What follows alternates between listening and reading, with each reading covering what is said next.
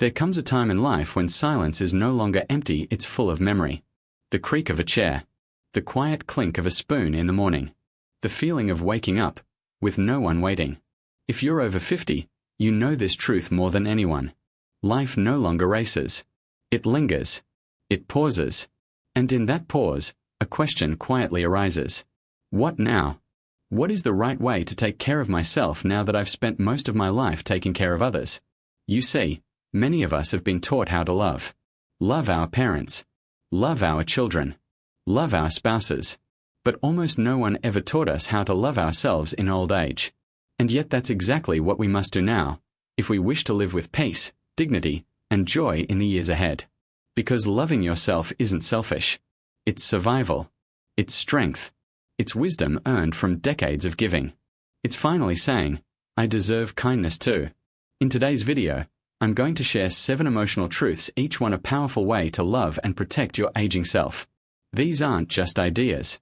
They are emotional lifelines, backed by science, soaked in real-life experience, and rooted in deep compassion. From taking care of your health to setting financial boundaries. From letting go of comparison to finally choosing joy. Each message is a gentle reminder that it's never too late to start loving yourself.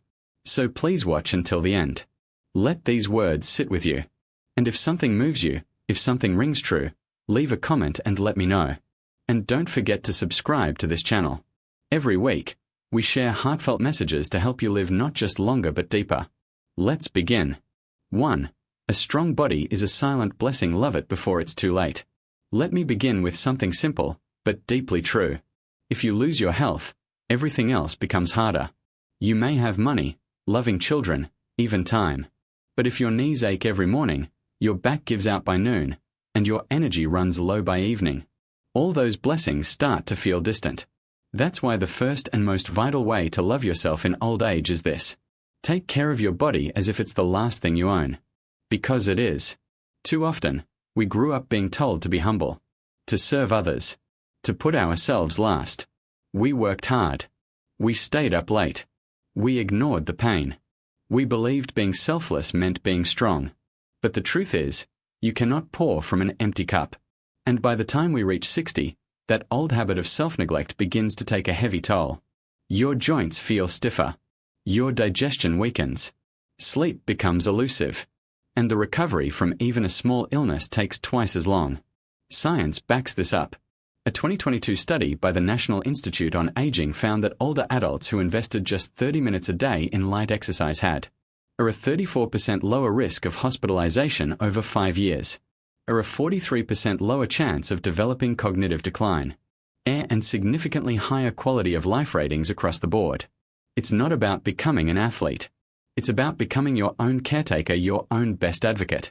You see, many seniors still believe health is about what their children will do for them. They say, my daughter is a nurse, she'll take care of me. My son promised to bring me vitamins. My family will come when I need them. And yes, some children are loving, devoted, and present.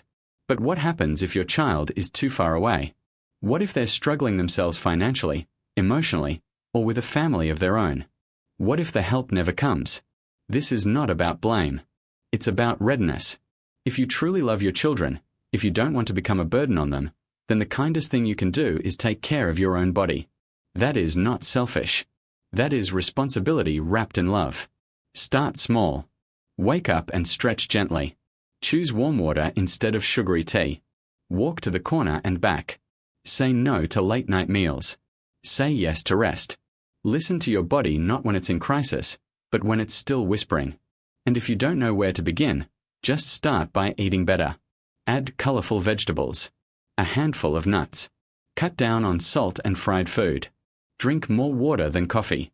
And move just a little every single day. In time, you'll notice something extraordinary. Your steps become lighter. Your mind becomes clearer. And one morning, you'll wake up and realize you feel alive again. Because a strong body is not just about muscles or bones. It's the foundation of joy. It's the beginning of freedom. So if no one has told you this yet today, you are worth the effort. And your body, whatever shape it's in right now, is not your enemy. It's your partner in this next season of life. Treat it with care. Feed it with kindness. and walk beside it with love. Now, in the next message, we'll explore something just as vital but often forgotten: the joy of doing something just for yourself. Not for your spouse. Not for your children. Just for you. Let's continue. 2. You're still allowed to have joy. Reclaim the things that light you up. Somewhere along the way, many of us were taught that growing older means giving up the things we love. The piano gathers dust. The paintbrushes stay buried in the drawer. The garden is left untended. The books remain unread. We don't even notice when it begins. First, it's a sick parent. Then, it's a child who needs us. Then, it's work, bills, caregiving, survival.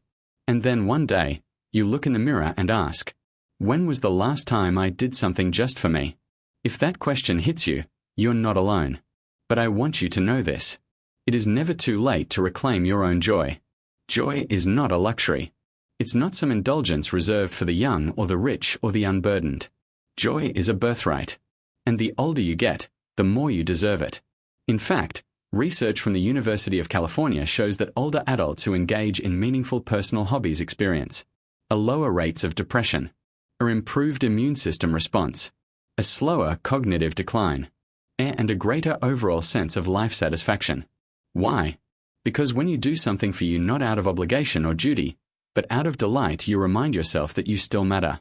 You're not just a grandmother, or a widower, or someone who used to be important. You are still here. You are still becoming. Take a walk in the park with no destination. Sing in the shower like you did in your 30s. Paint a flower, even if no one sees it. Bake that cake, not for a birthday, but because vanilla makes you smile. You don't need permission. You don't need a reason. And you certainly don't need to wait. Many older adults tell me, I'll travel when my son gets married. I'll relax after my daughter finishes school. I'll finally enjoy life when I retire, when the house is paid off, when the grandchildren grow older. But my friend, how long will you wait? And who gave you the idea that your time comes last? You've spent decades putting others first. Now, please, put your heart on the calendar. Schedule joy. Claim time. Reserve a little space in your day for something that belongs only to you. Even if it's 10 minutes. Even if it's quiet. Even if no one claps or notices. Joy isn't about applause. It's about alignment. It's about coming home to yourself. So go ahead, wear the bright scarf. Dance to the old songs. Learn how to send an email or take a selfie if it makes you giggle. There is no expiration date on laughter. Your happiness does not depend on others understanding it. It depends only on you giving yourself permission. Because here's the truth. The more you enjoy your life, the more alive you feel. And the more alive you feel, the more love you have to give to yourself and to others. In the next message, we'll talk about something that makes many older adults uncomfortable but is absolutely essential. Financial independence. Not wealth. Not greed. Just enough to protect your dignity and your peace. Stay with me. 3.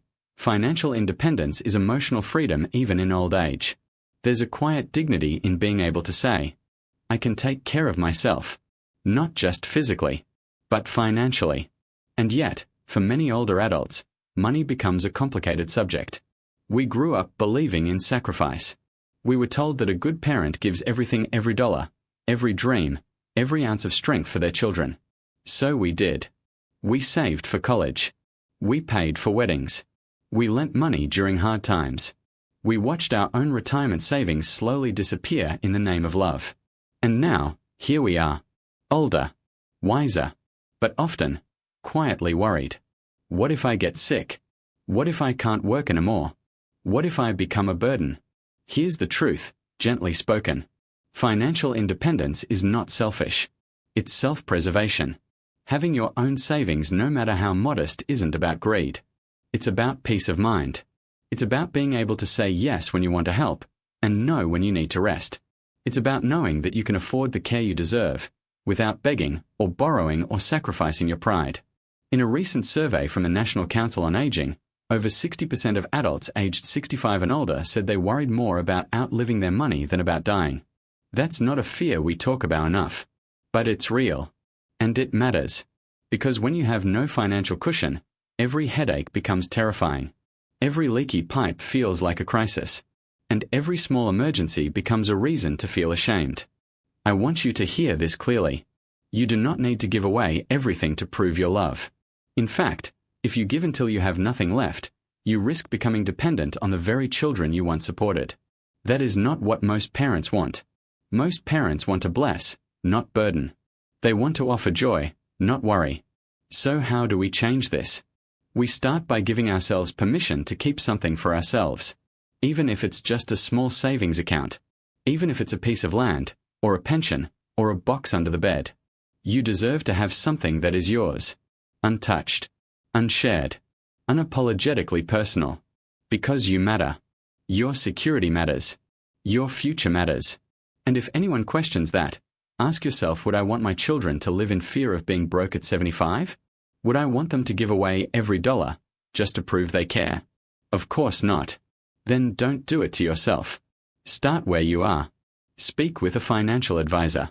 Cut unnecessary expenses. Build a plan not for wealth, but for dignity. If someone asks for help, be honest about your limits. If you want to give what feels right, not what leaves you empty. And if you've already given too much, forgive yourself. Tomorrow is a new beginning. Because loving yourself in old age means creating a future where you don't have to beg, hide, or explain. It means resting your head at night and knowing, I'm okay. I'm safe. I planned for this. In the next message, we'll turn inward and explore one of the greatest emotional traps of aging, the silent pain of comparison, why it steals your joy, and how to finally let it go. Let's keep going. 4. Comparison is a thief. Your worth was never meant to be measured against others. There's a quiet moment that many older adults know too well. You're sitting alone, maybe scrolling through photos your children sent. Then you open your phone, and suddenly there it is. A friend's daughter just bought them a new car. Someone your age just took a cruise to Greece. That old classmate? She looks like she's still 40. And without even realizing it, a gentle ache begins to form. Did I do enough? Why does their life seem better than mine? Why am I not as happy, or as loved, or as lucky? Let me say something with deep love and urgency. Comparison is one of the most harmful habits we carry into old age. It doesn't motivate. It doesn't inspire. It steals. It drains. It whispers lies into your soul and makes you forget who you really are. Because no one shows you the full picture. That perfect daughter-in-law might cry herself to sleep from pressure. That beautiful vacation might be paid for by debt. That glowing photo, taken after 5 filters, 10 attempts, and a mask over quiet sadness. And yet, we compare. Our wrinkles to theirs. Our children's success. Our health. Our finances. Our happiness. But here's the truth. Your life was never meant to look like anyone else's. You were not born to be their version of good enough. You were born to live your own truth, carry your own wounds, celebrate your own milestones. Even your past self, the younger, thinner, busier, more useful you, is not your competition. You are not less than her. You are becoming someone she never had the wisdom to be. Aging is not about fading. It's about unfolding. It's about stepping into a chapter of life where depth matters more than decoration. And yet, many of us spend our precious years trying to compete with ghosts of others, of our younger selves, of society's impossible standards. But what if you stopped? What if you woke up tomorrow, looked in the mirror, and simply said, I am still me. And that is enough. Because the truth is, you will never win the comparison game. There will always be someone who has more. There will always be someone who seems happier. But there is only one you. And your story, however ordinary it may seem, is sacred. It's filled with moments of courage, kindness, and survival that no one else could live. So stop chasing someone else's timeline. Stop measuring your worth by weddings, vacations, or grandchildren's grades. Stop assigning value to yourself based on what others give, say, or show. You are allowed to be exactly where you are. And from that place, you can begin to heal, to live, to celebrate. In the next message, we'll talk about a deeper, quieter kind of strength. Not physical, not financial, but emotional. The power of staying calm, steady, and grounded when life gets hard. Stay with me, this is where wisdom takes root. 5. Calm is a superpower, and in old age, it becomes a gift you give yourself. When you were younger, storms came and went. Bills piled up. Children got sick. Arguments flared. And yet you handled it all. You raised a family. You endured loss. You kept going, even when you were breaking inside. But now, in this season of life, the storms feel different. They are quieter, but deeper. A disagreement with a child lingers longer. A small health scare keeps you up at night. A single word from your daughter-in-law can sit in your chest for days. And you wonder, why does everything feel so heavy now? The answer is not that you're weaker. It's that life has stripped away the distractions. Now, with fewer responsibilities, fewer roles to play, fewer places to be you're left alone with your thoughts. And in that stillness, emotions speak louder. Which is why, at this age, learning to stay calm is not just helpful. It's transformational. Because when you're calm, you respond instead of react. You breathe before you speak. You see the situation, not just your hurt. You honor your dignity, instead of defending your pride. And most importantly, you protect your peace. You see, many older adults carry around a kind of silent anger. Not rage, but a deep undercurrent of resentment. Resentment that your children don't visit enough. That your partner doesn't understand your fears. That life didn't turn out exactly the way you had hoped. And that resentment, if left unchecked, turns to bitterness. And bitterness ages us far more than time ever could. But here's the truth. You are not powerless. You may not control others, but you can always choose your response. When your adult child forgets to call, don't lash out. Instead, take a walk. Write in a journal. Call a friend who listens. Speak up not in accusation, but in honesty. When your body aches and you're tired of being tired, don't despair. Light a candle. Run warm water over your hands. Play soft music that once made you feel alive. These aren't distractions. They are small acts of self-respect. Because when you are calm, something beautiful happens.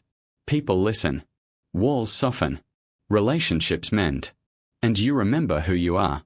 In a study published by Harvard's Department of Psychology, older adults who practiced emotional regulation, especially around frustration and sadness, reported a lower rates of chronic illness, a stronger social bonds, and greater personal satisfaction with life. Not because life was easier, but because they had learned the art of responding with grace. So the next time something painful rises, breathe, pause, ask yourself, is my peace worth this argument? Will this matter tomorrow? Can I choose dignity over dominance? And when you do, you'll find yourself becoming someone rare and powerful. An elder who carries stillness like a lantern in the dark. In the next message, we'll explore how this inner calm is only complete when it's paired with something else. A genuinely positive outlook on life. A smile that isn't forced. A hope that still dares to bloom, even now. Let's keep going. 6. A positive mindset is not denial, it's the wisdom to choose what deserves your light. There's a kind of sadness that sometimes comes with age. It doesn't always show as tears. It shows in long silences. In walking slower. In sighs too soft for anyone to hear. You think back to when your body was stronger. When people needed you. When laughter filled the house. And now, you catch yourself saying, I'm not useful anymore. I'm just in the way. It's too late for me. But let me say something you may not have heard in a long time. Just because you're older doesn't mean you've stopped mattering. In fact, the older you are, the more the world needs the strength you carry, the resilience, the insight, the grace under fire. Because optimism, when earned through suffering, is not foolishness. It is the highest form of wisdom. And while others may see only grey hair or slower steps, what they miss is what you now hold. The ability to keep loving, even when love has disappointed you. The ability to smile, even when you've buried dreams. The ability to wake up each day and say, I'm still here, and I still have something to give. This kind of mindset, what researchers call realistic positivity, has been shown to reduce the risk of chronic illness, ease symptoms of depression, and extend overall lifespan. Not because positive people live in fantasy, but because they focus their energy on what they can control. You can't make your knees young again, but you can choose to walk in the sunshine. You can't bring back the days when your children were small, but you can write them letters, cook them soup, leave behind your story. You can't erase every regret, but you can stop replaying it. You can tell yourself, I did the best I could with what I had at the time. And that is enough. Look around. There are flowers blooming you've never stopped to name. There are people walking by with eyes that still carry kindness. There is music that never stopped playing, it was just waiting for you to listen. Let yourself smile again. Not because life is perfect, but because you are still capable of noticing what is good. Try this, just once today. When you feel tired, say, I'm grateful I can still feel. When you feel lonely, say, there are people I haven't met yet who may still change my life. When you feel forgotten, say, I remember me. And that's a start. Let your smile be your rebellion. Let your hope be your quiet courage. Let your joy be the part of you that aging can never take. Because no matter how old you are, your light still matters. And the world still needs it. In the final message, I want to share a story.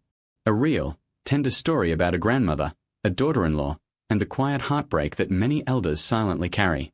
But also, the powerful lesson that comes from knowing when to love, and when to let go. Don't miss it. 7. When quiet love hurts and the wisdom to let go with grace. There are moments in life that don't make headlines. They don't come with music. No one claps.